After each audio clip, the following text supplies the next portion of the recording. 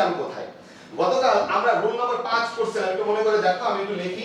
আমরা rule number 5 পড়ছিলাম, এখানে আমরা লিখছিলাম এইভাবে সাম, তারপরে মোস্ট, তারপরে হলো রেস্ট, তারপরে হলো অল, তারপরে হলো মেজরিটি, তারপরে হলো মাইনরিটি এবং লাস্টে হলো এ লট অফ। যেটা বলছিলাম গত ক্লাসের সর্বশেষ এই তালিকাটা লিখেছিলাম, মনে আছে? এটা কিন্তু কাউন্টেবল এবং আনকাউন্টেবল ভাগ না করে দুইটার জন্যই কমন বলেছিলাম যে এই ডিটারমিনার গুলো কাউন্টেবল নাউনের আগেও বসতে পারে, আনকাউন্টেবল নাউনের আগেও বসতে পারে। সেই ক্ষেত্রে যদি এরা কাউন্টেবল নাউনের আগে বসে, কাউন্টেবল নাউনটিকে অবশ্যই প্লুরাল ফর্মে থাকতে হয়। আর যদি আনকাউন্টেবল নাউনের আগে বসে, তোমরা জানো আনকাউন্টেবল নাউনের একটাই চেহারা, সেটা হলো সিঙ্গুলার চেহারা, তাই সিঙ্গুলারই থাকে। এই ছিল গত ক্লাসের সর্বশেষ কথা। সাথে একটু কথা বলেছিলাম, একটু দেখো। সেই কথা হলো এই সামের দলে আমরা আরো একটাকে দেখব, সেটার নাম হলো অ্যানি, এবং আমরা সাম পড়ার সময় আরো একটা পড়বো, সেটা হলো ওয়ান। অর্থাৎ সামের দলে হলো সাম এবং অ্যানি। অর্থাৎ তুমি যখন পরীক্ষায় কোনো কোশ্চেন পাচ্ছ, সেখানে তুমি দেখবে যে সাম এবং অ্যানির ভিতরে একটি কনফিউশন তোমার তৈরি হবে, এবং এটি যথেষ্ট ইম্পর্টেন্ট একটি অংশ। বিভিন্ন বছরে পরীক্ষায় প্রশ্ন আসেই আসে। ধরে রাখতে পারো এই বছরে তুমি পরীক্ষা দিচ্ছ, যেখানে পরীক্ষা দাও না কেন, এখান থেকে একটি প্রশ্ন আসার সম্ভাবনা আছে। তো সেই ক্ষেত্রে আমরা এইটা শিখব। আর সাম এবং অ্যানি রুলের সাথে ওয়ানের রুলের কিছুটা মিল থাকায় আমরা এই ফাঁকে এটাও দেখে নিব। তারপরে চলে আসে মোস্ট। মোস্টের দলেও আরো একটা আছে, তার নাম হলো অলমোস্ট। অর্থ কিন্তু একেবারে সেম। মোস্ট মানে হলো বেশিরভাগ, অলমোস্ট মানেও হলো বেশিরভাগ, কিন্তু এই দুইটার ব্যবহারে একটু পার্থক্য আছে। সো সেই জন্য এই দুটো আমরা শিখব। অলের ক্ষেত্রে অল মানে সবগুলো, আর নো মানে হলো একটাও না। তার মানে বুঝতেই পারছি অল শব্দটি যা বোঝায়, নো তার বিপরীতটা বোঝায়। সো সেই ক্ষেত্রে যেহেতু জিনিসটা একই, তাহলে রুলটাও সেম হওয়ার কথা ছিল। হ্যাঁ, রুলটাও সেম, তবে নো এর ক্ষেত্রে একটু ব্যতিক্রম আছে। সো সেই জন্য আমাকে এই দুটো একসাথে শিখতে হবে। এরপরে এ লট অফ, এটার সাথে আরো আছে, সেটা হলো lots of. So A lot of কখন বসে, লটস অফ কখন বসে, এটা নিয়ে মাঝে মাঝে আমাদের কনফিউশন তৈরি হয় বিভিন্ন প্রশ্নে। আর এই প্রশ্নগুলো বেশিরভাগ সময় আসে হলো চাকরি বাকরির পরীক্ষায়। কিন্তু আমরা জানি যে বিসিএস এবং পিএসসির নেওয়া যে পরীক্ষাগুলো, এটার বিগত বছরের কোশ্চেন কিন্তু বিভিন্ন বিশ্ববিদ্যালয়ে ইভেন মেডিকেলে রিপিট হয়েছে, এরকম অসংখ্য নজির আছে। তাহলে সেই জন্য আমাদের এইটি পড়তে হবে, তার কারণ এটি এই মুহূর্তে বেশ আলোচিত একটা অংশ, যে কোথায় এ লট অফ হয় আর কোথায় লটস অফ হয়। বিকজ এটির ব্যাখ্যা, এটির বিশ্লেষণ, এটির উত্তর বিভিন্ন বইয়ে বিভিন্ন জায়গায় বিভিন্ন রকমের দেওয়া আছে। সো যে যার মতন করে পারছে এটাকে এক্সপ্লেন করার চেষ্টা করছে। বাট তুমি আজকে ক্লাসটি করলে জানতে পারবে আসলে কোনটা কোথায় অ্যাপ্রোপ্রিয়েটলি ব্যবহার হবে। সো আমার মনে হয় তোমরা বুঝতে পেরেছো আজকে ক্লাসে কোথায় শুরু করতে যাচ্ছি। আমরা চেষ্টা করেছিলাম বিগত ক্লাসটিতে নাউনটি আজকে শেষ করে ফেলার জন্য, জাস্ট আগের ব্যাচে, কিন্তু আসলে পারি নাই। মাত্র দুটি রুল বাকি রয়ে গেছে। সো তোমাদেরকে ওই অবস্থা পর্যন্ত নিয়ে যাব। আজকের ক্লাসটি কিন্তু একটু দীর্ঘ হতে যাচ্ছে, সুতরাং অবশ্যই পুরো ক্লাসটি আমাদের সাথে থাকতে হবে। সো এখন প্রথমে চলে আসি, প্রথমে হচ্ছে সাম এবং অ্যানির কথায় আসি। সাম এবং অ্যানি, সাম এবং অ্যানি।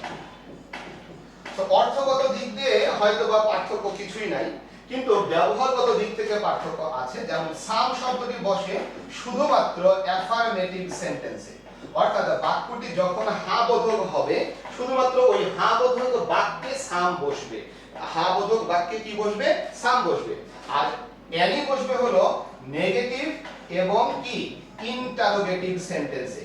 তাহলে নেগেটিভ এবং ইন্টারোগেটিভ সেন্টেন্সে অ্যানি বসবে, সাম বসবে হলো অ্যাফার্মেটিভ সেন্টেন্সে। অর্থাৎ বাক্যটি যদি হয় হা বোধক, সেখানে আমরা সাম বসাবো। বাক্যটি যদি হয় না বোধক অথবা প্রশ্নবোধক, তাহলে সেখানে আমি কি বসাবো? অ্যানি বসাবো। সামের অর্থ হলো কিছু, অ্যানির অর্থ কিন্তু কিছু। এরপরে আমি যদি সাম এবং অ্যানি দুইটার পরে যদি অফ বসাই, ওকে বসাতে পারি। অর্থাৎ শুধু সামও বলতে পারি, সাম অফও বলতে পারি, কোনো প্রবলেম নাই। অফটা দিলেও চলবে, না দিলেও কিন্তু অর্থগত কোনো পার্থক্য হবে না। কিন্তু সামের পরে এবং অ্যানির পরে এই যে আমরা নিয়মটা পড়েছিলাম, সেই নিয়ম অনুযায়ী বলবো এদের পরে যদি কাউন্টেবল নাউন বসে, সেটি অবশ্যই কোন ফর্মে থাকবে? প্লুরাল ফর্মে।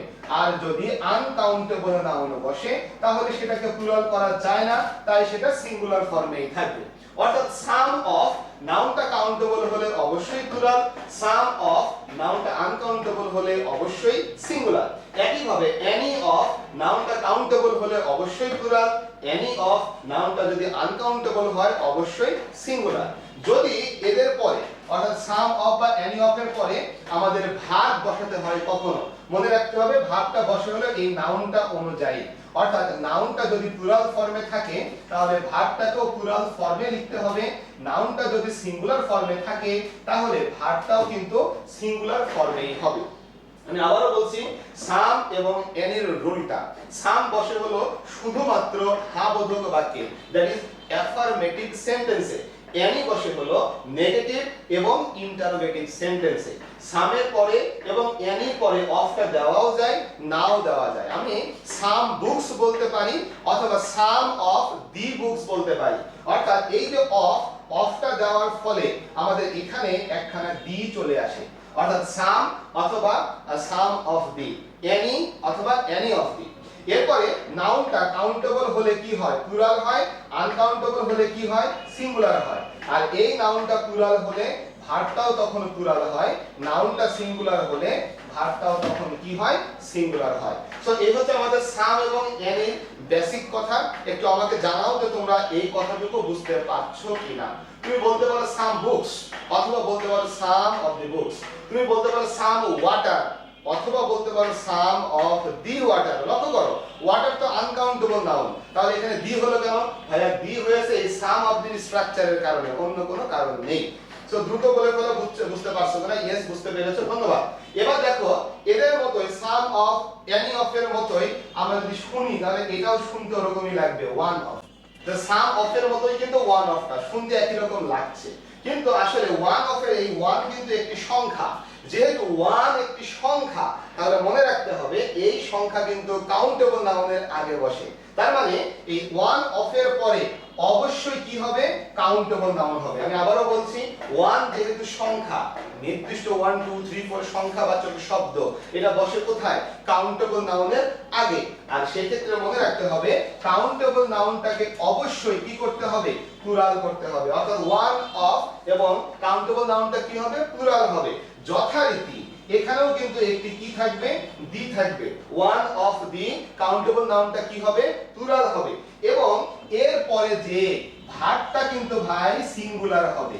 এই যে ভার্বটা সিঙ্গুলার, এবং এই কারণে এই ওয়ান অফ দি নিয়মটা পরীক্ষায় রাইট ফর্ম অফ ভার্বসে বেশি আসে।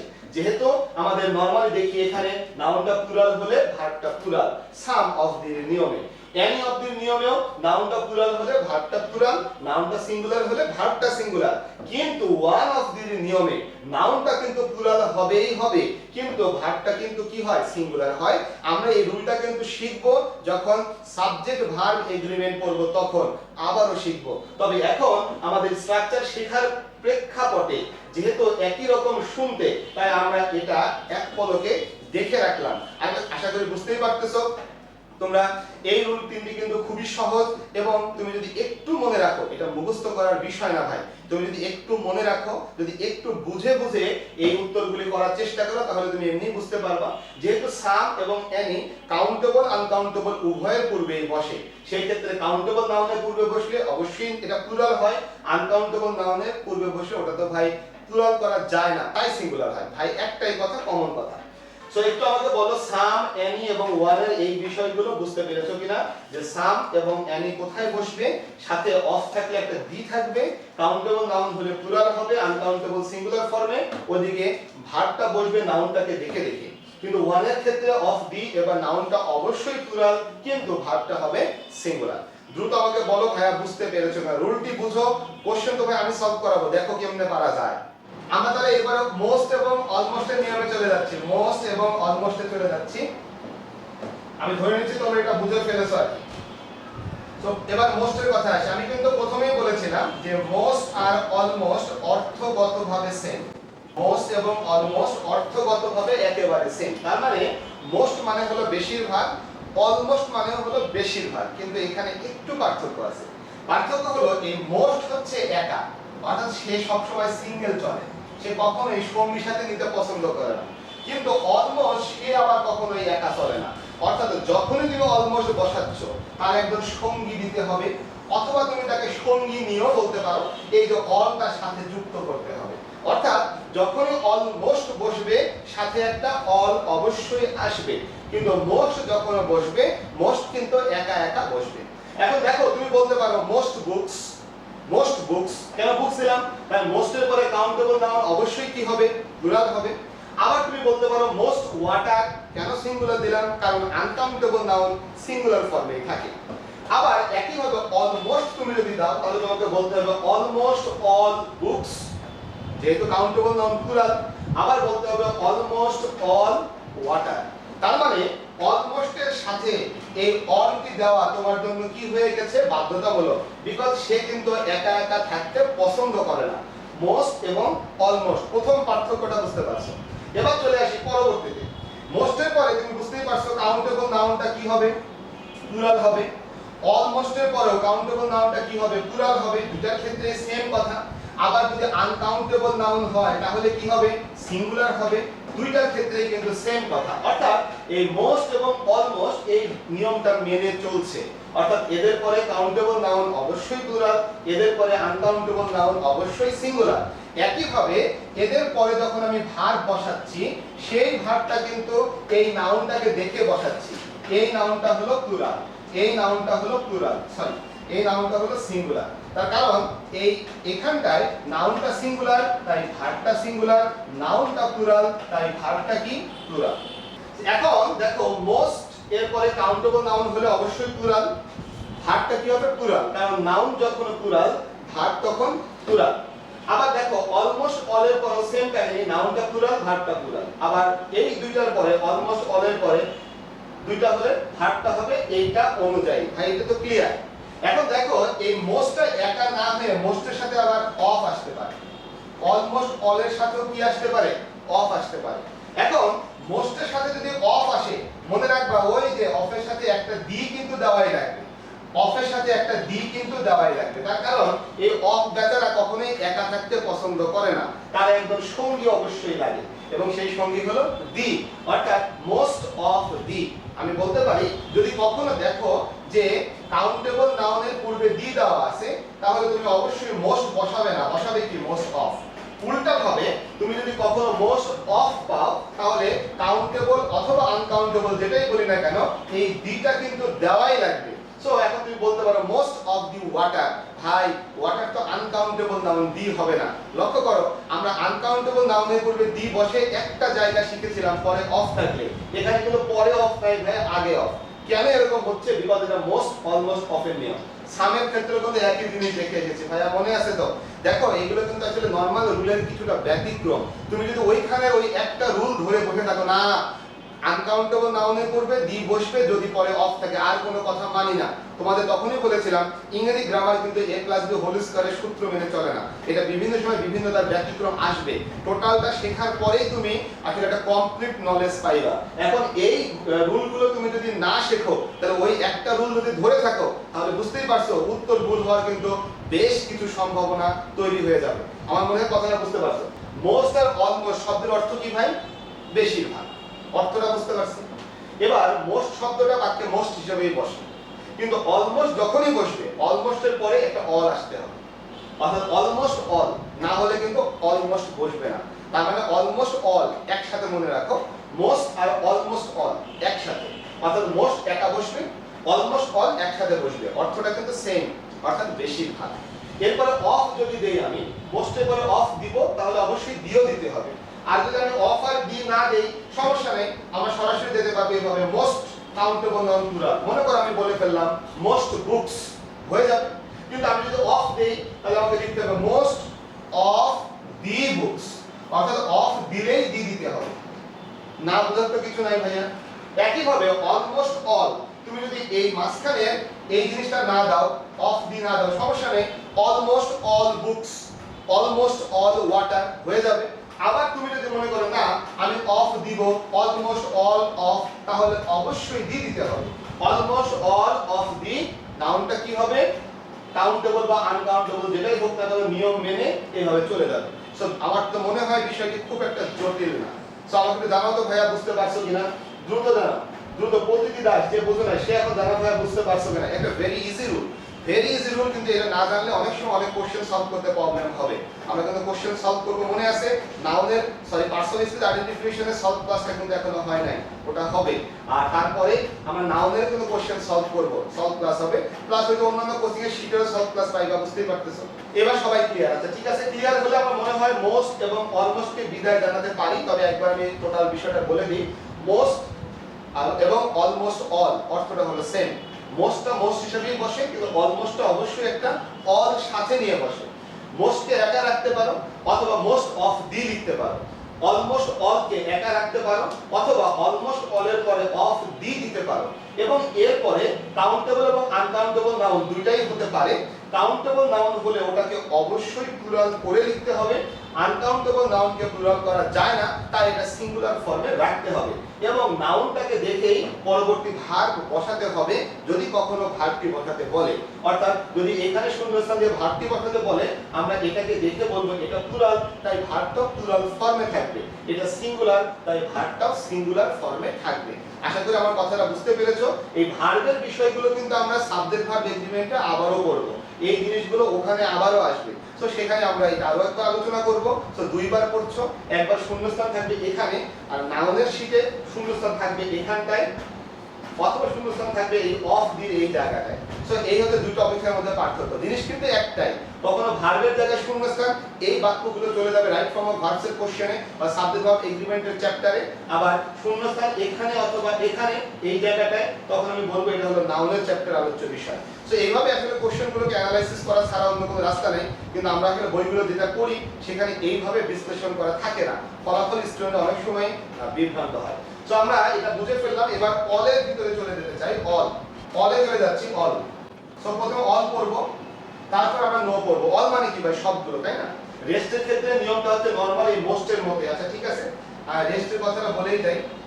রেস্ট, সো তুমি রেস্ট শব্দটিকে একা রাখতে পারো অথবা রেস্ট শব্দের পরে অফ দিতে পারো, কিন্তু অফের পরে অবশ্যই দি দিতে হবে। তার কারণ এখানে যারা আছে এরা এদের সাথে অফ দিলেই পরে একটা দি দেওয়া লাগে। তার কারণ এই অফ একা একা চলে না, সাথে দি কে নিয়ে চলে। যদি এই জিনিসগুলোর কেউ থাকে, যে এই জিনিসগুলোর মধ্যে রেস্ট পড়ে গেছে, তাই রেস্টের পরে অফ দিলে অবশ্যই একটা দি দেওয়া লাগবে। সো এখন আমি বলতে পারি রেস্ট ওয়াটার মানে বাদ বাকি পানি, অথবা বলতে পারি রেস্ট অফ দি ওয়াটার অর্থাৎ পানির বাদ বাকি অংশ। আবার যদি আমি কাউন্টেবল নাউন বসাই তাহলে হবে কি? রেস্ট বুকস, কারণ রেস্টের পরে কাউন্টেবল নাউনটা কি হয়? প্লুরাল হয়। আবার আমি যদি রেস্টের পরে অফ দি দেই তাহলে কিন্তু কি হবে? বুকস হবে, অর্থাৎ রেস্ট অফ দি বুকস। আশা করি বুঝতেই পারছো ভার্বটা কি হবে, নাউনটাকে দেখে হবে।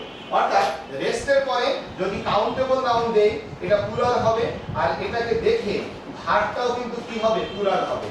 আর রেস্ট অফ দির পরে বা রেস্ট অফ এর পরে যাই হোক না কেন, রেস্ট অফ বা রেস্ট অফ দি, আচ্ছা এখানে অফ দেখার দরকার নেই। রেস্ট অফ দির পরেও কিন্তু একই ঘটনা, যে কাউন্টেবল নাউন হলে কি হবে? প্লুরাল হবে, এবং এটা দেখে আমাদের ভার্বটাও প্লুরাল হবে। আবার রেস্টের পরে যদি আমি আনকাউন্টেবল নাউন বসাই, এটা সিঙ্গুলার, তাই আমরা ভার্বটাও দিব কি? সিঙ্গুলার। একইভাবে রেস্ট অফ দি এটার পরে যদি আনকাউন্টেবল নাউন দেই ওটা হবে সিঙ্গুলার, তাই এটাকে দেখে ভার্বটাও হবে সিঙ্গুলার। তো যাই হোক আমরা পড়াশোনায় ফিরে আসি। আশা করি এই রেস্টের নিয়মটা বুঝতে পারছো ভাই? একটু দ্রুত আমাকে বলো যে রেস্টের নিয়মটা বুঝতে কোনো সমস্যা আছে কিনা। ওকে, আমরা অলে চলে আসি। অল, অল, ঠিক আছে। এবার আমি তোমাকে একটু বলি ভাই, বলো তো মানুষ এটা কি জাতি হতে পারে কিনা? তুমি বলবা যে হ্যাঁ ভাই পারে, কারণ মানুষ তো জীবন্ত জিনিস, লিভিং বিং। তোমাকে যদি বলি ভাই বলো তো গরু, কাউ জাতি বোঝাতে পারে কখনো? হ্যাঁ পারে, কারণ এটা লিভিং বিং। যদি বলি ডগ, এটাকে জাতি বোঝাতে পারে? তুমি বলবা যে হ্যাঁ ভাই পারে, কারণ এটা হলো জীবন্ত সত্তা বা লিভিং বিং। এবার তোমাকে যদি বলি ভাই বলো তো এদের জাতি বোঝাতে কি হয়? শুধুমাত্র মানুষ ব্যতিক্রম, অর্থাৎ মানুষকে জাতি বোঝাতে আমরা দি ম্যান বা দি হিউম্যান কখনো লিখি না, এটা ব্যতিক্রম। বাকি সকল ক্ষেত্রে জাতি বোঝাতে আমরা দি লিখি। তোমরা এটা শিখেছো যখন তোমাদেরকে কমন নাউন আমি শিখিয়েছিলাম। সো যদি আমি দি ডগ বলি, দি ডগ বলতে কিন্তু বাক্য বুঝে এটা জাতি বোঝাতে পারে। কিন্তু প্রবলেম হলো লিভিং বিং ছাড়া, জাতি মানে কি? জাতি মানে সবকিছু। লিভিং বিং ছাড়া অন্য যত জিনিস আছে এদের সবকিছুকে বোঝাতে আমরা কি ব্যবহার করব? যেমন আমি যদি এই বিশ্বের সকল পানিকে একসাথে বলতে চাই যে পানির অপর নাম জীবন, কোন পানি ভাই এটা? এটা কিন্তু যে কোনো পানি, বিশ্বের সকল পানিকে আমি এক কথায় বলছি, দ্যাট ইজ অনেকটা পানি জাতির মতন বিষয়। লক্ষ্য করো, আমি যখন গরুর লেজ আছে বলছিলাম, এই গরু কিন্তু ভাই যে কোনো গরু হতে পারে। একইভাবে পানির অপর নাম জীবন বলতে পানি কিন্তু ভাই যে কোনো পানিই হতে পারে। এইভাবে আমরা বিষয়টা চিন্তা করি পানি। একইভাবে মনে করো আমি যদি এমন কোনো বাক্য বলি যেখানে সকলগুলোকেই বুঝাবে, সমগ্রটাকেই বুঝাবে, অনেকটা জাতির মতন, কিন্তু আসলে এদের জাতি হয় না। কাদের জাতি হয় না?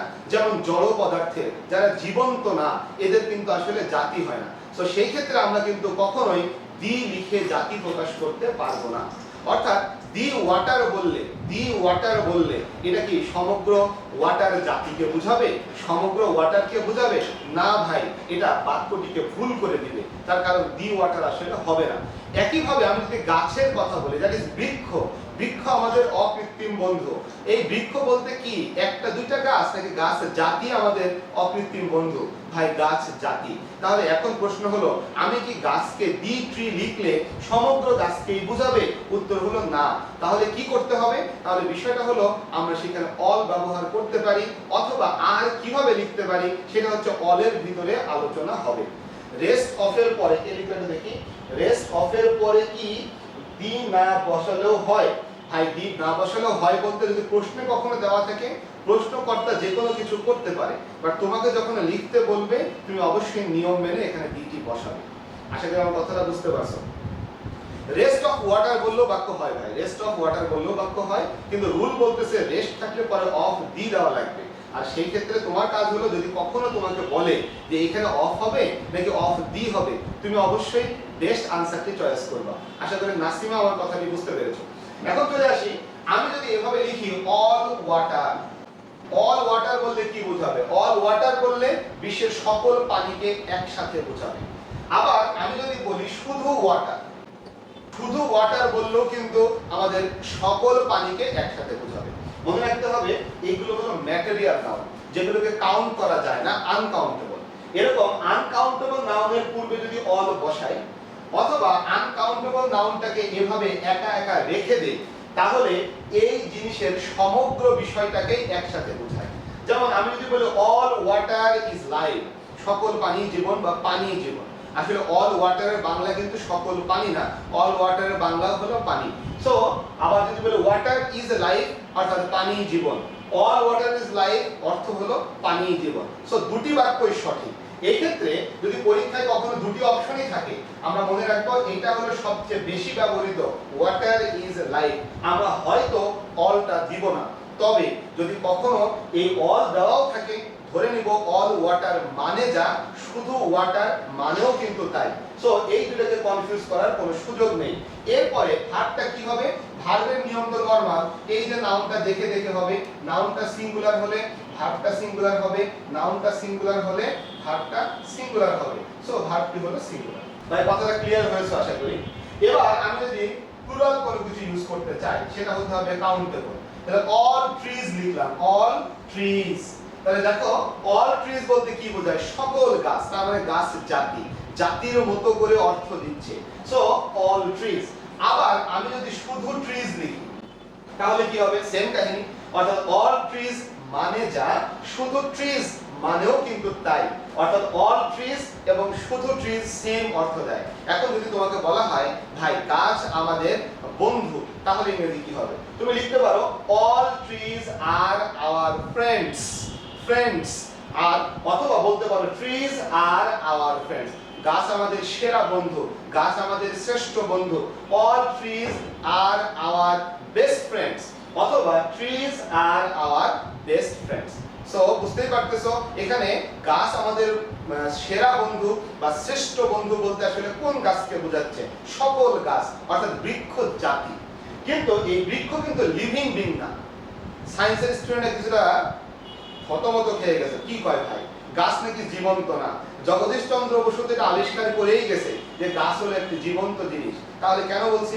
ভাইয়া ইংরেজি লিটারেচার বা ইংরেজি সাহিত্য অনুযায়ী গাছকে আমরা লিভিং বিং এর মধ্যে ফেলি না, সেই জন্য আমরা এটাকে ডেড থিং চিন্তা করে বা জড় পদার্থ চিন্তা করে বলতেছি যে অল ট্রিজ এরকমই হবে, সকল গাছকে বোঝাতে। অল না লিখে শুধু ট্রিজ লিখলেও কিন্তু সকল গাছকেই বোঝাবে। যথারীতি এটা যেহেতু প্লুরাল, তাই আমরা ভার্বটাও দিব প্লুরাল, অল ট্রিজ আর, অথবা ট্রিজ আর, ভার্বটা দিব প্লুরাল। একটু আমাকে বলো যে ভাই এই অলের কথাটা বুঝতে পেরেছো কিনা, দ্রুত আমাকে জানাই ফেলতে হবে, দ্রুত। অলের কথাটা বুঝতে পেরেছো? আমি কিন্তু एग्जांपल মুখে মুখে বলে যাচ্ছি ভাই, তোমরা যেভাবে চিন্তা করো আমি एग्जांपल দিয়ে দিয়ে বিষয়গুলো তোমার সামনে ক্লিয়ার করছি, বিকজ রুলটা শুধু শুনে ক্লিয়ার হওয়া যায় না। আচ্ছা, এবার দেখো অল মানে হচ্ছে সবগুলো, নো মানে হলো একটাও না। তার মানে অর্থগতভাবে কিন্তু অলের বিপরীতটা হলো কি? নো। অলের বিপরীত হলো নো। তাহলে অল আর নো এর রুল সিমিলার হওয়ার কথা ঠিক, কিছুটা মিল আছে, তবে নো এর ক্ষেত্রে একটা বিষয় একটু বেশি ঘটে। কেমন করে? দেখো আমি যদি প্রথমে নো দিয়ে বলি, নো এর পরে যদি আনকাউন্টেবল নাউন হয়, তাহলে আনকাউন্টেবল নাউনের তো চেহারা একটাই, সিঙ্গুলার, তাহলে ভার্বটা কি হবে? সিঙ্গুলার। অর্থাৎ আমি বললাম no water, no water is required, কোনো পানির প্রয়োজন নেই। তাহলে নো এর পরে আনকাউন্টেবল নাউন সিঙ্গুলার, বিকজ ওর তো একটাই চেহারা। আবার অল এর পরে uncountable noun singular, because uncountable নাউনের তো একটাই চেহারা। এবার দেখি যদি নো এর পরে কাউন্টেবল হয়, এইবার ভেদাল বাড়ছে। এই কাউন্টেবল নাউন সিঙ্গুলার হতে পারে, আবার এই কাউন্টেবল নাউন প্লুরালও হতে পারে। অর্থাৎ নো এর পরে দুটি সম্ভব। তুমি চাইলে নো বুক বলতে পারো, আবার চাইলে নো বুকসও বলতে পারো, দুটাই সঠিক। অর্থ হলো কোনো বই না। নো বুকস মানে একটাও বই না, কোনো বই না। নো বুক মানে কোনো বই না, একটাও বই না। দেখো অলের সাথে পার্থক্যটা এখানটায়। অলের পরে কাউন্টেবল নাউন হলে অবশ্যই প্লুরাল হবে, কিন্তু নো এর পরে কাউন্টেবল নাউন সিঙ্গুলারও হতে পারে, প্লুরালও হতে পারে। আর তাই ভার্বটাও কিন্তু আমাদের সিঙ্গুলারও হতে পারে, ভার্বটা কিন্তু আমাদের প্লুরালও হতে পারে। ভাই ক্লিয়ার কিনা একটু দেখো। অর্থাৎ আমি যদি বলি নো বুকস, তাহলে কি হবে? Are required. আবার যদি বলি no book is required, Bangla কিন্তু একটাই, কোনো বইয়েরই প্রয়োজন নাই। আমি আবারও বলছি, no book is required, no books are required, অর্থ কিন্তু একেবারে সেম, কোনো বইয়েরই প্রয়োজন নাই। তুমি যখন নো বুক বলছো ভার্বটা দিচ্ছ ইজ, যখন তুমি নো বুকস বলছো ভার্বটা দিচ্ছ আর। অর্থাৎ নাউনটা যখন সিঙ্গুলার ভার্বটা তখন সিঙ্গুলার, নাউনটা যখন প্লুরাল ভার্বটা তখন প্লুরাল। একটু দ্রুত আমাকে বলো যে এই নো এবং অলের মধ্যে সিমিলারিটি এবং ডিসসিমিলারিটি তুমি এই দুইটা বুঝতে পেরেছো কিনা? অ্যাজ কুইক অ্যাজ পসিবল বলে ফেলবা, দ্রুত বলে ফেলো বুঝতে পেরেছো কিনা। Okay clear. আচ্ছা ঠিক আছে, তাহলে আমরা চলে যাব এরপরে মেজরিটি আর মাইনরিটি। এই দুটো আসলে শিখবো না, তার কারণ এগুলো সাধারণভাবে আমরা নরমাল নিয়মেই পড়ি। অর্থাৎ মেজরিটি দিতে পারি অথবা মেজরিটি অফ দিতে পারি, নাউনটা কাউন্টেবল হলে প্লুরাল হবে, আনকাউন্টেবল হলে সিঙ্গুলার হবে। সো এখানে আসলে আমার মনে হয় আলাদা করে মেজরিটি আর মাইনরিটিকে শেখার মতো কোনো কিছু নাই। ইভেন পরীক্ষার প্রশ্নগুলো তো খুব একটা প্রশ্ন এখান থেকে আসে না, তোমাদের একটু অভিজ্ঞতা অলরেডি হয়ে যাওয়ার কথা।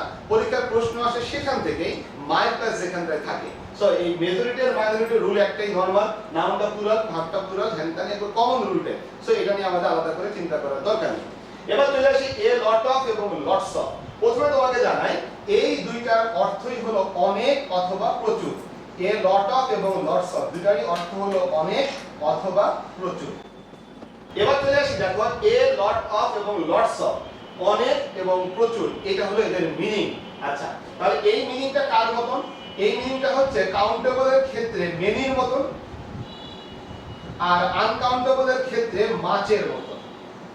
যেহেতু আমি বলেছি যে এ লট অফ এবং লটস অফ কাউন্টেবল নাউনের আগেও বসে, আনকাউন্টেবল নাউনের আগেও বসে, সেই ক্ষেত্রে যদি এ লট অফ বুকস বলি তাহলে এটার অর্থটা হবে মেনি বুকস, অর্থাৎ অনেক বই। আবার যদি এ লট অফ ওয়াটার বলি এর অর্থটা হবে মাচ ওয়াটার। তার মানে মেনি এবং মাচের মতোই অর্থ দেয় এ লট অফ এবং লটস অফ, অর্থাৎ অর্থ হলো প্রচুর অথবা অনেক। মেনি এবং মাচের সাথে এটা একেবারে সেম মিনিং দেয়।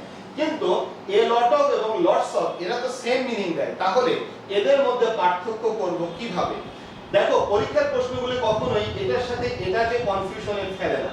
অর্থাৎ এ লট অফও আছে মেনিও আছে এমন কোনো প্রশ্ন তুমি পাইবা না, বিকজ এই দুটার ভিতরে পার্থক্য করার কোনো রাস্তা নেই। অর্থাৎ এ লট অফ হবে নাকি মেনি হবে, এ লট অফ হবে নাকি মাছ হবে, এটার ভিতরে ডিফারেন্সিয়েট করার কোনো রুল নাই।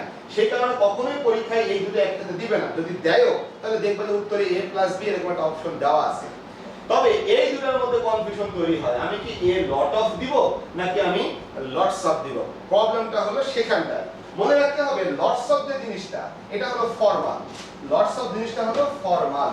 অর্থাৎ তুমি যখন কোনো ফর্মাল কথাবার্তায় যাবা, ফর্মাল কথাবার্তা মানে কি, মনে করো তুমি একটি ফর্মাল লেটার লিখছো, অথবা তুমি তোমার শিক্ষকের সাথে কথা বলছো, অথবা তুমি তোমার গুরুজনের সাথে কথা বলছো। গুরুজনের সাথে কিন্তু আমরা নরমালি একটু সম্মান করে একটু নিয়ম কানুন মেনে কথা বলার চেষ্টা করি। এমন ক্ষেত্রে আমরা বলবো লটস অফ প্রায়োরিটি পাবে। তবে অপশনে লটস অফ না থাকলে এর লট অফও দেওয়া যাবে।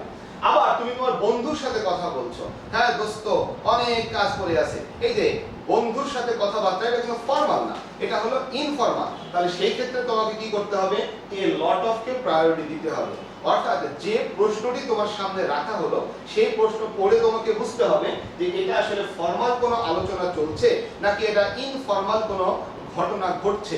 এর উপরে ভিত্তি করে তুমি উত্তর করবা এ লট অফ অথবা লটস অফ। লটস অফ হলো ফর্মালি বেশি ইউজ হয়, এ লট অফ ইনফর্মালি বেশি ইউজ হয়। দুইটা কিন্তু বাক্যের ক্ষেত্রে দুটিই কিন্তু সঠিক। অর্থাৎ তুমি এ লট অফ দিলেও বাক্য সঠিক, লটস অফ দিলেও বাক্য সঠিক। বাট তোমাকে যদি বাছাই করতে হয় দুইটার মধ্যে একটা সিস্টেম হলো এইটা।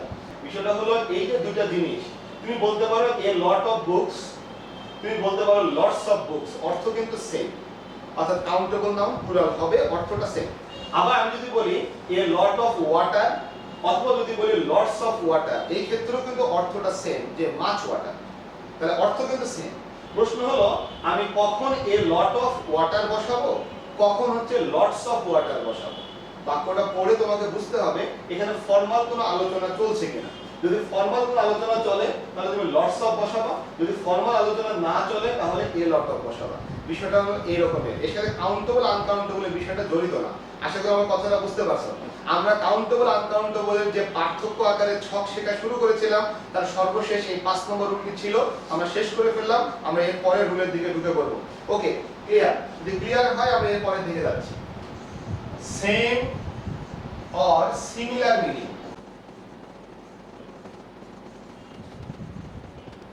আচ্ছা, এবার চলে আসে দেখো সেম অথবা সিমিলার মিনিং কিন্তু কাউন্টেবল অথবা আনকাউন্টেবল হয়ে যাচ্ছে সেই জিনিসটা।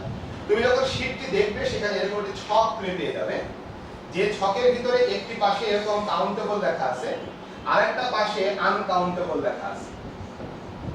এবং এই রুলে এই শীটটি মনে রাখবা, এই রুলটি হচ্ছে তোমাকে ডিএমসি করতে হবে, অর্থাৎ ডাইরেক্ট মুখস্থ করতে হবে। তুমি যদি ডাইরেক্ট মুখস্থ করতে না পারো প্রবলেম নাই, টিএমসি করতে হবে, অর্থাৎ ঠাড়া মুখস্থ করতে হবে এই রুল, এই ছকটা। আচ্ছা, এখন চলে আসি দেখো এই তালিকার মধ্যে দেখবা 1 নম্বরে লেখা আছে হলো এভাবে এ ক্লাইমেট অথবা ক্লাইমেটস, এই পাশে লেখা আছে হলো ওয়েদার। তোমাকে বলি এটা কিসের ছক। এখানে কিছু ওয়ার্ড লেখা আছে এই ছকের ভিতরে, আর অনেক ওয়ার্ড পাইবা শীটের ভিতরে, মুখস্থ করে নিবা। এই ছকটি হলো এমন কিছু ওয়ার্ড যাদের মিনিং গুলো হয়তো সেম অথবা সিমিলার, মানে কাছাকাছি একই রকমের, কিন্তু একটা গ্রুপ হচ্ছে কাউন্টেবল আর একটা গ্রুপ হচ্ছে আনকাউন্টেবল। যেমন এখানে ক্লাইমেট শব্দটি হলো কাউন্টেবল নাউন, এবং তোমরা জানো যে ক্লাইমেট শব্দটির বাংলা হলো জলবায়ু। ওয়েদার শব্দটি আনকাউন্টেবল নাউন, তোমরা জানো এটার বাংলা হলো আবহাওয়া। এবং এই ক্ষেত্রে হয়তোবা আমি ব্যাখ্যা করে তোমাকে বোঝাতে পারবো যে কেন এটা কাউন্টেবল কেন ওটা আনকাউন্টেবল, বাট এই ছকের আরো অনেক ওয়ার্ড আছে যেগুলোকে ব্যাখ্যা করে বোঝানো যাবে না। এটাকে ব্যাখ্যা করে দেই। দেখো ক্লাইমেট কিন্তু আমরা গুণে ফেলি, এই বিশ্বে কত রকমের জলবায়ু আছে। আমরা পড়েছি অনেকেই যে নাতিশীতোষ্ণ অঞ্চলের জলবায়ু, তুন্দ্রা অঞ্চলের জলবায়ু, ভূমধ্যসাগরীয় জলবায়ু, পড়ছি না ভাই? এভাবে জলবায়ু হয়তো 5টা বা 6টা প্রকার তুমি হয়তো শিখেছো ভূগোলের মধ্যে। তার মানে এভাবে যদি জলবায়ুকে আমরা ক্লাসিফাই করতে পারি, প্রকারভেদ করতে পারি, গুনতে পারি। কিন্তু আবহাওয়া, ওয়েদার কিন্তু প্রতি মুহূর্তে চেঞ্জ হয়। এই মাত্র ভালো আবহাওয়া, একটু পরে তুমি দেখবে যে খারাপ আবহাওয়া, বৃষ্টি হচ্ছে, এদের কোনো নাম নাই, এদেরকে গুণে কোনো প্রকাশ করা যায় না। আর সেজন্য ওয়েদার হলো আনকাউন্টেবল নাউন। অর্থগতভাবে ভিন্ন, তবে এরা কাছাকাছি অর্থ দেয়। তবে দ্বিতীয় যেটা আমরা দেখবো সেখানে তুমি দেখবা সেখানে দেওয়া আছে হলো এ লাফ অথবা লাফস, এ লাফ অথবা লাফস, এবং ওই পারে দেখবা যেটা আছে সেটা হলো লাফটার। এখন এই দুটার মিনিং কিন্তু ভাই সেম। লাফ মানেও হলো হাসি, লাফটার মানেও কিন্তু হাসি, পার্থক্য নাই কোনো। পার্থক্যটা হলো লাফ শব্দটি কাউন্টেবল নাউন আর আনকাউন্টেবল নাউন হলো লাফটার। এখানে একটু বলে রাখি, এই লাফ কিন্তু ভার্ব হিসেবেও বসে। আমরা এখানে যে লাফটা দেখছি এটা হলো নাউন হিসেবে লাফ, এবং সেটা হলো কাউন্টেবল নাউন। সো সে একটা হাসি দিল, তাহলে কি হবে? এ লাফ। তাহলে বহুবচন করলে কি হবে? লাফ। সেটা কাউন্টেবল নাউন। এখন তুমি যদি বলো ভাই এটা কেন হলো, এটাকে ব্যাখ্যা করার সুযোগ নেই। সো এইভাবে মনে রাখতে হবে যে এই তালিকায় যে ওয়ার্ডগুলি দেওয়া আছে মুখস্থ রাখতে হবে যে এরা হলো কাউন্টেবল, ওরা হলো আনকাউন্টেবল। কেমন করে মুখস্থ? ডাইরেক্ট মুখস্থ, অথবা ঝাড়া মুখস্থ, অথবা ঝাড়া মুখস্থ, যেটাই বলে না কেন। ওকে, তাহলে আমরা এই তালিকাটি মুখস্থ করব শীট থেকে, অবশ্যই করবা। এটা কিন্তু অতি গুরুত্বপূর্ণ ছক। এবার দ্বিতীয় ছকের কথা বলি। দ্বিতীয় ছকটা হলো different meaning. Different meaning same word. Different meaning same word. এটা কখনো কাউন্টেবল নাউন হচ্ছে, কখনো আনকাউন্টেবল নাউন হচ্ছে। দেখো একটু আগে আমরা ভিন্ন ওয়ার্ড দেখেছি, কিন্তু মিনিংটা হয়তো বা সেম ছিল বা সিমিলার ছিল। এবার আমরা সেম ওয়ার্ড দেখবো, ওয়ার্ড একটাই কিন্তু তার মিনিংটা ভিন্ন হচ্ছে। আর ভিন্ন হওয়ার ফলে সে কখনো বা কাউন্টেবল নাউন হিসেবে বসছে, কখনো বা আনকাউন্টেবল নাউন হিসেবে বসছে। এই তালিকাটি কিন্তু বেশ বিভ্রান্তিকর। অর্থাৎ বাক্যের ভিতরে ওয়ার্ডটা কি মিন করে তার উপরে ভিত্তি করে তোমাকে বের করতে হবে আসলে এটি কি কাউন্টেবল নাউন হিসেবে বসছে নাকি আনকাউন্টেবল নাউন হিসেবে বসেছে। আমি তোমাকে ছোট্ট করে যদি একটু বলি, দেখো গ্লাস আছে না ভাই, গ্লাস, পানি খাওয়ার গ্লাস আছে তো, তাহলে পানি খাওয়ার গ্লাস কি কাউন্টেবল? তুমি বলবা যে হ্যাঁ ভাই এটা তো কাউন্টেবল। ইয়েস, এটা আসলে কাউন্টেবল নাউন। বাট এই গ্লাস শব্দটি দিয়ে কিন্তু কাঁচ বোঝায়, কাঁচ। ওই যে আমরা জানালা তৈরি করি যে কাঁচ দিয়ে, তাহলে এই একই শব্দ গ্লাস কখনো অর্থ দিচ্ছে কি কাঁচ, কখনো অর্থ দিচ্ছে কি পানি খাওয়ার গ্লাস। সো বাক্য পড়ে বুঝতে হবে যে আসলে কোন মিনিংটা দিচ্ছে। যদি পানি খাওয়ার গ্লাস বুঝায় এটা কাউন্টেবল নাউন হিসেবে বসবে, যদি এটা কাঁচ বুঝায় আনকাউন্টেবল নাউন হিসেবে বসবে। বুঝতেই পারতেছি ওয়ার্ড কিন্তু একটাই, সেটা হলো গ্লাস। ক্লিয়ার ভাই কথাটা? আবার আমি যদি তোমাকে আরো একটা ওয়ার্ড বলি, ধরো রুম। রুম মানে কি? কক্ষ। এই যে আমাদের এখানে 5টা কক্ষ আছে, তাহলে 5টা রুম আছে। সো এই রুম মানে কক্ষ, এই রুম মানে হচ্ছে কামরা। এটা কিন্তু ভাই কাউন্টেবল নাউন। আবার রুমের আরেকটা অর্থ আছে ফাঁকা জায়গা, যে এই বেঞ্চে কি ফাঁকা জায়গা আছে। যখন এরকম অর্থে বসবে there is any room, any room, এটা কিন্তু ভাই ফাঁকা জায়গা। সো আমি বলবো এটা হচ্ছে একটি আনকাউন্টেবল নাউন। এই যে ওয়ার্ড কিন্তু একটাই, রুম, তো কখনো সে কাউন্টেবল হচ্ছে, কখনো সে আনকাউন্টেবল হচ্ছে। এই তালিকাটি তোমাকে মুখস্থ রাখতে হবে অর্থ সহ। কেমন অর্থ দিলে সে কাউন্টেবল হয়, কেমন অর্থ দিলে সে আনকাউন্টেবল হয়। যেমন আমি যদি তোমাকে নাম্বার 1 বলি, সেটা হলো ওয়াটার। ওয়াটার শব্দটির বাংলা যদি জল হয় অথবা পানি হয়, জল বা পানি, তুমি ঘোষণা করতে পারো এটি একটি আনকাউন্টেবল নাউন। কিন্তু এই ওয়াটার শব্দটির যদি আরেকটা অর্থ বলা হয় সেটা হলো জলাশয়। জলাশয় মানে বুঝতেই পারছো পুকুর, ডোবা, এরকম। এমন হলে তখন কিন্তু এই ওয়াটার হয়ে যাবে একটি কাউন্টেবল নাউন। অর্থাৎ ওয়াটার শব্দ কিন্তু একটাই, অর্থ হলো দুই রকমের। এক রকমের অর্থ দিলে সেটা আনকাউন্টেবল নাউন হয়, আর এক রকমের অর্থ জলাশয় দিলে সেটা কি হয়? কাউন্টেবল হয়। আর কাউন্টেবল নাউন হলে তখন প্রয়োজনে আমরা এ ওয়াটারও লিখতে পারবো, আবার বহুবচন হলে ওয়াটারসও লিখতে পারবো। মনে করো আমি যদি বলি আমাদের এই গ্রামে একটি জলাশয় আছে, তাহলে there is a water in this village. So এখানে এ ওয়াটার হলো। আবার যদি বলি না এই গ্রামে অনেকগুলি জলাশয় আছে, তখন হবে there are many waters in this village. লক্ষ্য করি এই ওয়াটার কিন্তু এখানে কাউন্টেবল হিসেবে বসছে, তার কারণ বাংলা কিন্তু এখানে পানি না, বাংলা কিন্তু এখানে জল না, বাংলা এখানে হলো জলাশয়। আশা করি বুঝতেই পারছো অর্থের ভিন্নতায় সে কখনো হলো আনকাউন্টেবল, আবার কখনো হয়ে গেল কাউন্টেবল। এবার দ্বিতীয় যে শব্দটি আসে সেটা হলো ওয়ার্ক। ওয়ার্ক শব্দটির প্রথমত দুই রকমের ব্যবহার আছে। ওয়ার্কের বাংলা কাজ, এই বিষয়ে কোনো সন্দেহ নেই। তবে এই কাজ যদি পেশা অর্থে হয়, পেশা, পেশা বলতে কাজ বোঝায়।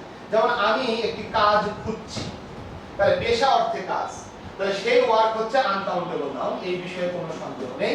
এবং আরো একটা কাজ হতে পারে সেটা হলো জব। জবও কিন্তু অর্থ হলো কাজ, এবং সেটা কি কাজ, এটাও কিন্তু পেশা অর্থে কাজ, তখন আমরা বলবো যে না এটা হলো একটি কাউন্টেবল নাউন। অর্থাৎ ওয়ার্ক হলো আনকাউন্টেবল আর জব হলো কি কাউন্টেবল, যখন পেশা অর্থ দিবে দুইটাই। বাংলা হলো কাজ, আমি কাজ খুঁজছি, I am looking for a job, আমি কাজ খুঁজছি, I am looking for work. Work হলো আনকাউন্টেবল, জব হলো কাউন্টেবল। কিন্তু এই ওয়ার্ক শব্দটির আরো একটি ব্যবহার আছে, সেটা হলো আমাদের দৈনন্দিন যে কাজগুলো করি, দৈনন্দিন কাজ, সেই রকমের কাজ, এই পেশা অর্থে কাজ না, আমাদের সাধারণ কাজ অথবা দৈনন্দিন কাজ, সাধারণ কাজ, এরকম বোঝাতে কাজ অর্থে, এটা আমাদের পেশা কাজ না, নরমাল কাজ। তাহলে সেই কাজ অর্থে ওয়ার্কটা আনকাউন্টেবল, ঠিক আছে। আবার এই ওয়ার্ক শব্দটি দিয়ে যদি এমন একটা কাজ বোঝায় যেটা হলো শিল্প কর্ম, অর্থাৎ শিল্পীর কাজ, শিল্প কর্ম, শিল্পীর কাজ, তখন কিন্তু আমরা ঘোষণা করব যে এই ওয়ার্ক এবার কি হয়ে যাবে, কাউন্টেবল নাউন হয়ে যাবে। ওকে, এখন দেখো এই ক্ষেত্রে কোন কোন জায়গায় তুমি লেখা দেখবে যে ওয়ার্কস হলো কাউন্টেবল। ভাইয়া না, কথাটা এটা না। কথা হলো এই ওয়ার্ক শব্দটা দিয়ে যদি সাধারণ কাজ বোঝায়, তোমার কাজ, আমার কাজ, আমাদের কাজ, মনে করো আমি বললাম আজকে আমার অনেক কাজ আছে, এই যে আজকে আমার অনেক কাজ, এই কাজটা হলো কি কাজ, এই কাজটা হলো একটি uncountable noun. I have much work today, এটা হলো অনেক কাজ, আনকাউন্টেবল। বাট যখন তুমি শিল্পকর্ম বোঝাবে, যেমন আমি যদি তোমাকে বলি দি ওয়ার্কস অফ সুকান্ত, নজরুল কাজগুলো আর ফেমাস, বিখ্যাত। দেখো এখানে দি ওয়ার্কস অফ সুকান্ত, সুকান্ত তো ভাই একটা কাজ করে নাই, অনেকগুলি কাজ করেছে, তাই দি ওয়ার্কস। এর মানে ওয়ার্কস কি ভাই প্লুরাল না। আমি যদি বলি অগ্নিবীণা নজরুলের একটি বিখ্যাত কাজ, Agnibina is a famous work of Nazrul, ভাই এ ওয়ার্কও হতে পারে। সুতরাং মনে রাখবা ওয়ার্ক শব্দটি দিয়ে যদি তোমার আমার মতন সাধারণ মানুষের কাজ বোঝায়, তখন ওয়ার্ক শব্দটি হবে একটি আনকাউন্টেবল নাউন। কিন্তু ওয়ার্ক দিয়ে যদি কোনো শিল্পী, কবি, সাহিত্যিকের কাজ বোঝায়, তাহলে ওয়ার্ক হয়ে যাবে একটি কি নাউন, কাউন্টেবল নাউন। আর কাউন্টেবল নাউন হলে সেখানে এ ওয়ার্ক হতে পারে, ওয়ার্কস হতে পারে, সবই হতে পারে। ভাই এই দুটো বুঝতে পারছো কিনা?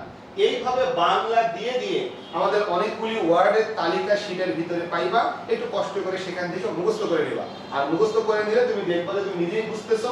এরপরেও যদি কোনো জায়গায় বোঝার গ্যাপ থাকে, আমাকে অবশ্যই আমাদের সলভ ক্লাসে জানাবা যে ভাই আমার এই জায়গাটায় গ্যাপ আছে, আমি অবশ্যই সেই গ্যাপটি ফিল আপ করে দিব। ওকে, তাহলে আমরা এটা বুঝে ফেললাম, different meaning but same word. আচ্ছা, এবার চলে আসি এর পরেরটায়।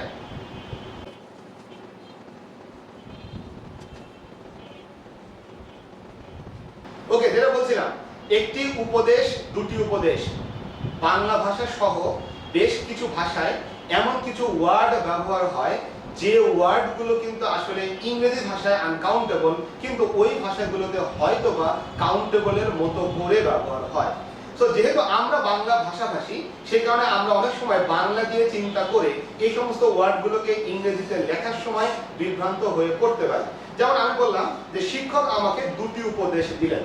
আচ্ছা, যেটা বলছিলাম, এখন আমি বললাম যে তিনি আমাকে একটি উপদেশ দিলেন, অথবা বললাম তিনি আমাকে দুটি উপদেশ দিলেন। এই যে একটি উপদেশ, দুইটি উপদেশ, এইভাবে যখন আমরা বলি বাংলায়, তখন একই কথা ইংরেজরা কিভাবে বলবে? তারা কি বলবে না যে টিচার আমাকে একটি উপদেশ দিলেন? প্রশ্ন হলো কিভাবে বলবে। মনে আছে কিনা আমরা যখন কাউন্টেবল আনকাউন্টেবলের পার্থক্য করছিলাম, পার্থক্য আকারে করছিলাম, তখন বলেছিলাম যে কাউন্টেবল নাউনকে নাম্বার পরিবর্তনের নিয়ম মেনে প্লুরাল করা যায় না, তবে বিশেষভাবে প্লুরাল করার একটা সুযোগ আছে।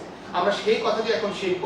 যেমন একটি উপদেশ কিভাবে বলি, দুইটি উপদেশ কিভাবে বলি, সেটা দেখব। ওকে, এখন আমি তোমাকে বলে রাখি, এই ক্ষেত্রে আমরা যেটা ব্যবহার করি সেটা হচ্ছে ইডিওমেটিক এক্সপ্রেশন ব্যবহার করি। Idiomatic expression, idiomatic expression, idiomatic expression. এখন বলতে পারো ভাই ইডিওমেটিক এক্সপ্রেশন মানে কি? ইডিওমেটিক মানে হচ্ছে বাগধারা সূচক, এক্সপ্রেশন মানে প্রকাশভঙ্গি। অর্থাৎ আমরা এখানে যেটা লিখবো এটা বাগধারার মতন কাজ করবে। বাগধারা মানে কি?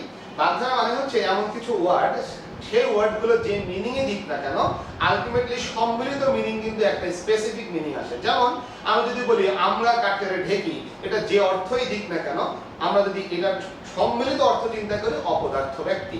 সো বুঝতেই পারতেছো এখানে আমরা কাঠ বা ঢেকি কারোর কোনো অর্থ নাই, একটা বিশিষ্ট অর্থ। সো এখানে একটি বা দুটি এটার ইংরেজি করার জন্য আমরা কিছু ইডিওমেটিক এক্সপ্রেশন ব্যবহার করি। যেমন এই ক্ষেত্রে আমরা হয়তো লিখব একটি উপদেশের ইংরেজি লিখব এভাবে, এ piece of advice. A piece of advice. তোমার কাছে মনে হতে পারে যে ভাই এটা কি হলো, এক টুকরা উপদেশ। না ভাই, আমি আগেই বলে নিয়েছি এটা ইডিওমেটিক, অর্থাৎ এখানে বাংলা করলে কি অর্থ হয় সেটা গুরুত্বপূর্ণ নয়, বরং একটির ইংরেজি হলো এ পিস অফ। এই ক্ষেত্রে সো আমাকে যদি কখনো বলা হয় তিনি আমাকে একটি উপদেশ দিলেন, আমি বাংলায় যেভাবে বলেছি ইংরেজিতে ঠিক সেইভাবে an advice, one advice বলতে পারবো না। তার কারণ অ্যাডভাইস শব্দটি আনকাউন্টেবল নাউন। তাহলে কি করতে পারবো, আমি এইভাবে একটির একটা ইংরেজি তৈরি করে রেখেছি, ইডিওমেটিক এক্সপ্রেশন এটা। অর্থাৎ আমি এখানে পিস লিখেছি না কি লিখেছি সেটা ফ্যাক্টর না, অর্থ কিন্তু একটি। এ পিস অফ এর অর্থ হলো একটি। যদি আমি দুটি উপদেশ বলি তাহলে কি হবে, তাহলে হবে হচ্ছে টু, তারপরে হবে হচ্ছে pieces, two pieces of. Advice কিন্তু অ্যাডভাইসই থাকবে, অর্থাৎ এই যে টু পিচেস অফ অ্যাডভাইস, এটারও বাংলা কি দুই টুকরা উপদেশ? না ভাই, এটার বাংলা হলো দুইটি উপদেশ, বিকজ এটা হলো ইডিওমেটিক এক্সপ্রেশন। সো এখন এই যে এ পিস অফ বা ওয়ান পিস অফ বা two pieces of, three pieces of, এর ভিতরে যে পিস শব্দটা ব্যবহার করলাম এটা কিন্তু কাউন্টেবল নাউন, কিন্তু অ্যাডভাইস শব্দটি আনকাউন্টেবল, তাই এর কোনো প্লুরাল ফর্ম হলো না। এবং লক্ষ্য করি এটার আগে কিন্তু কোনো সংখ্যাবাচক শব্দ বসলো না। অর্থাৎ এই ধরনের ক্ষেত্রে বিষয়টা এমন দাঁড়ালো যে আমি সংখ্যাবাচক শব্দ ব্যবহার করলাম না, কিন্তু বাংলায় যেভাবে একটি উপদেশে বলেছিলাম ইংরেজিতে তার ইংরেজি করে ফেললাম এ পিচ অফ অ্যাডভাইস দিয়ে। সো এখন প্রশ্ন হলো এই যে পিস অফ শব্দটা কার সাথে দেওয়া যাবে? যে কোনো আনকাউন্টেবল নাউনে তুমি এ পিস অফ বসাতে পারবে। যেমন আমি যদি বলি তিনি আমাকে একটি তথ্য দিলেন, তাহলে কি হবে, এ পিস অফ ইনফরমেশন। আমার একটি ফার্নিচার দরকার, আসবাবপত্র দরকার, তাহলে কি হবে, এ পিস অফ ফার্নিচার। অর্থাৎ তুমি যে কারোর সাথে এ পিস অফ বসাতে পারবে। এ পিস অফ শব্দটি, টু পিসেস অফ শব্দটি, এই পিস অফ জিনিসটি যে কোনো আনকাউন্টেবল নাউনকে একটি, দুটি, তিনটি হিসাবে যখন বলবো ব্যবহার করতে পারবো। তবে এখানে একটা বিষয় আছে, সেটা হলো এর বাইরেও কিন্তু অনেক কিছু আছে। এ পিস অফ এর মতো আর অনেকগুলো ইডিওমেটিক এক্সপ্রেশন আছে। যেমন আমি তোমাকে যদি ব্রেডের কথা বলি, ব্রেড, এখন একটি ব্রেড ইংরেজি কি হবে? তুমি বলতেই পারো এ পিস অফ ব্রেড, হয়ে যাবে ভাই। দুইটি ব্রেড ইংরেজি কি হবে? টু পিচেস অফ ব্রেড, হয়ে যাবে ভাই। তবে ব্রেডের জন্য ফিক্সড কিছু ওয়ার্ড আছে। যেমন একটি পাউরুটি ইংরেজি আমি লিখতে পারি এ লোফ অফ ব্রেড, অথবা slice, A slice of bread. এই যে লোফ অথবা স্লাইস শুধুমাত্র ব্রেডের জন্য প্রযোজ্য, আবার পিস তো সবার জন্যই প্রযোজ্য। তার মানে যদি কখনো ব্রেড দিয়ে তোমাকে প্রশ্ন করে, তুমি এ লোফ অফ ব্রেডও বলতে পারো, এ স্লাইস অফ ব্রেডও বলতে পারো, অথবা এ পিস অফ ব্রেডও কিন্তু বলতে পারো। আবার যদি দুইটা হয় তাহলে কি হবে? টু হবে। লোফের বহুবচন হচ্ছে লোফস, এল ও এ ভি ই এস, লোফস, অথবা স্লাইসেস অফ ব্রেড। বুঝতেই পারতেছো, এই যে এখানটায় এটা তো কাউন্টেবল, তাই বহুবচন হয়েছে, সমস্যা নাই। এবার যদি চলে আসি সোপের ক্ষেত্রে, সোপ, সাবান। আবারও বলি একটি সাবান ইংরেজি কি হবে? এ পিস অফ সোপ হবে। দুটি সাবান কি হবে? টু পিচেস অফ সোপ হবে। তবে সোপের জন্য আবার একটা ফিক্সড আছে, সেটা কি? বার। এই বার শব্দটা কার জন্য? শুধু সোপের জন্য, অফ সোপ। তাহলে আমি বলতে পারি এ বার অফ সোপ, অথবা টু বারস অফ সোপ। ভাই বিষয়টা ক্লিয়ার হয়ে যাওয়ার কথা। অর্থাৎ বার শব্দটি কার জন্য? সোপের জন্য। স্লাইস বা লোফ শব্দটি কার জন্য? ব্রেডের জন্য। এবার চলে আসি কর্ন। কর্ন মানে কি? কর্ন মানে হলো ভুট্টা, তাহলে অফ কর্ন। তাহলে কর্নের ক্ষেত্রে আমি কি বসাবো? কর্ন মানে ভুট্টা, তাহলে এর ক্ষেত্রে আমরা যেটা বসাই সেটা হলো ইয়ার। an ear of corn মানে একটা ভুট্টা। যদিও অনেক বই তোমরা এই যে কর্ন দিয়ে যে প্রশ্নগুলো দেখেছো বিগত বছরে এসেছে, সেটা অনেক বই কর্নের বাংলা করেছে হলো শস্য, বাট আসলে এখানে কর্নের বাংলা শস্য না, কর্নের বাংলা হলো ভুট্টা, বিকজ ইয়ার শব্দটি ভুট্টার সাথে জড়িত। আমরা ভুট্টা যখন খাই তখন এই রকমের একটা জিনিসের সাথে ভুট্টাগুলো লেগে থাকে, আর তার উপর দিয়ে আসলে এরকম একটা পাতাও থাকে আর কি। তো এরকম একটা ভুট্টা থাকে। যাই হোক আমার আঁকানোটা খুব একটা ভালো হলো না, অনেকটা এই রকমের। সো এই জিনিসের ভিতরে ভুট্টা দানাগুলো থাকে। বুঝতেই পারছো এটা একটা আনকাউন্টেবল নাউন, বিকজ যেগুলো ছোট ছোট অংশ নিয়ে গঠিত হয়, ক্ষুদ্র ক্ষুদ্র অংশে তৈরি হয়, সেগুলো আনকাউন্টেবল নাউন হয়। আর এই যে মোচা, এই যে মোচাটা যেটা ভুট্টার মতো দেখতে, যেটা আমরা যেটাকে দেখি ভুট্টা বলে যেটাকে বলি, ওইটার নামই আসলে ear. So a ear, sorry, an ear of corn মানে একটি ভুট্টা, 2 ইয়ার্স অফ corn মানে হলো দুইটি ভুট্টা। এইভাবে এবার কর্নের পরে আমি যদি আরো বলতে চাই, আরো আছে, মনে করো বৃষ্টি, অর্থাৎ ওই যে রেইন যেটা, অথবা বাতাস। বৃষ্টি বা বাতাসের সাথে যে ওয়ার্ডটি বসে সেটা হলো গাস্ট, GUST। এখন যদি বলি এক পশলা বৃষ্টি, এ গাস্ট অফ রেইন। যদি বলি এক পশলা বাতাস, এ গাস্ট অফ উইন্ড। এক পশলা, দুইটা হলে কি হবে? দুইটা হলে হবে হচ্ছে 2 গাস্টস অফ রেইন, 2 গাস্টস অফ কি উইন্ড। গাস্ট, গাস্ট শব্দটা হলো গাস্ট, GUST, গাস্ট। বৃষ্টি হলে কি হবে ভাই? বৃষ্টি হলে বজ্রপাত হবে, তাই না?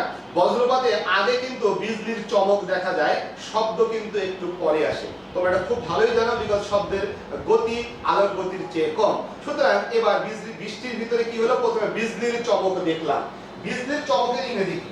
বিজলির চমকের ইংরেজি হলো লাইটনিং। বিজলির চমকের ইংরেজি হলো লাইটনিং, LIGHT, একটা এন কিন্তু এখানে বেশি। লাইটনিং, লাইটনিং মানে হচ্ছে বিজলির ঝলকানি। এখন আমি যদি বলি আমি একটি বিজলির চমক দেখলাম, আমি একটি বিজলির চমক দেখলাম, এখন ইংরেজি কি হবে? এ লাইটনিং হবে না ভাই, তার কারণ লাইটনিং একটি আনকাউন্টেবল নাউন। তোমাকে এর সাথে যেটা ব্যবহার করতে হবে সেটা হলো ফ্ল্যাশ অথবা বোল্ট। তুমি কিন্তু বলতেই পারো এ পিস অফ লাইটনিং, এটা চলবে। একটা বিজলির চমক দেখলাম, I saw A piece of lightning, হয়ে গেছে ভাই। তবে লাইটনিং এর জন্য ফিক্সড ওয়ার্ড হলো এই দুইটা, ফ্ল্যাশ এবং বোল্ট। ওই যে মোবাইলে ফ্ল্যাশ দেয়, আলোর ঝলকানি। So I saw a flash of lightning, I saw a bolt of lightning. So এই দুটো ইউজ করা যাবে। এবার যখন আলোর ঝলকানি শেষ, তারপরে শুরু হয়ে যাবে বজ্রপাতের শব্দ, থান্ডার। সো যেটা হলো থান্ডার। তো থান্ডার শব্দ আমি একটু মুছে ফেলি। থান্ডার শব্দটিকে যদি আমি বলি, আমি একটি বজ্রপাত শুনলাম, সো অফ থান্ডার। থান্ডারের সাথে তুমি বলতেই পারো এ পিস অফ থান্ডার, অবশ্যই হবে। আমি দুটি বজ্রপাত শুনলাম, 2 পিচেস অফ থান্ডার, অবশ্যই হবে। তবে আমরা বলি থান্ডারের সাথে যে শব্দটি যায় সেটা হলো ক্ল্যাপ। ক্ল্যাপটি শুধু থান্ডারের জন্য। I heard a clap of thunder, অর্থাৎ বজ্রপাতের একটি শব্দ শুনলাম। ক্ল্যাপ শব্দটির আসল মিনিং হলো তালি, কিন্তু এ ক্ল্যাপ অফ আমি আগেই বলেছি যে এটা হলো ইডিওমেটিক, অর্থ হবে হচ্ছে একটা। আমি দুটি বজ্রপাত শুনলাম, I heard 2 claps of thunder। Clap শব্দটি শুধুমাত্র থান্ডারের জন্য। তুমি কিন্তু বলতে পারবে না এ ক্ল্যাপ অফ ব্রেড, ভাই এটা হবে না। ব্রেডের জন্য শুধুমাত্র কি স্লাইস আর লোফ। তারপরে হচ্ছে তুমি বলতে পারবে না এই ক্ল্যাপ অফ সোপ, বা সোপের জন্য শুধুমাত্র বার, আর ক্ল্যাপ কার জন্য? থান্ডারের জন্য। তবে সবার জন্যই একটা কমন, সেটা হলো পিস অফ, অর্থাৎ এ পিস অফ, 2 পিচেস অফ। একটু আমাকে বলো ভাই টোটাল বিষয়টা বুঝতে পারছো কিনা? ওকে, নেক্সট ক্লাসে ইনশাআল্লাহ আবার দেখা হবে। সেই পর্যন্ত তোমাদের কাছে বিদায় নিতে চাই। সোহেল ভাইয়া ভালো থাকো, সুস্থ থাকো। আগামী ক্লাস পর্যন্ত অবশ্যই সুস্থ থাকো। করোনা সংক্রমণ বাড়ছে, কিছুটা সাবধানে থাকার চেষ্টা করবে অবশ্যই। দেখা হচ্ছে নেক্সট ক্লাসে। সেই পর্যন্ত বিদায় নিচ্ছি। আল্লাহ হাফেজ।